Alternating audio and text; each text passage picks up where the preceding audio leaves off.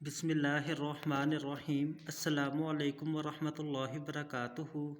उम्मीद है आप सब दोस्त खैरियत से होंगे। दोस्तों, आज मैं आपके साथ मैदे के हर मर्ज़ का कामयाब नुस्खा, कामयाब इलाज आपके साथ शेयर करूंगा।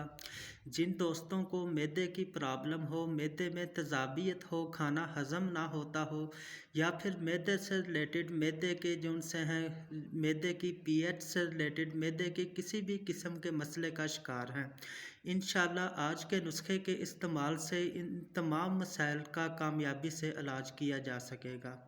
दोस्तों, इस नुस्खे के अज्जा नोट कर लें। नंबर 1 पे है सूंठ, जिसको खुश्क अदरक भी कहते हैं। ये आपने 5 तोले लेनी है। नंबर 2 है मिर्च स्याह यानी कि काली मिर्चें, ये आपने 1 तोला लेनी है। नुशादर ठीकरी भी इसको कहते हैं, ये आपने 2.5 तोले लेनी है। इसके साथ है सनामक की आपने 8 तोले लेनी है। ये दोस्तों मुकम्मल नुस्खे के अज्जा मैं आपके साथ शेयर कर रहा हूँ। नंबर 5 पे है रेमत असारा, ये आपने आधा तोला लेना है। दोस्तों, ये 5 चीज़ों का नुस्खा है। इन तमाम चीज़ों को आपने पीस लेना है, इनका पाउडर कर लेना है। तमाम अज्जा को पीसकर आपने 500 मिलीग्राम यानी कि दरमियाना साइज़ का जो सा कैप्सूल होता है वो आपने भर लेने हैं।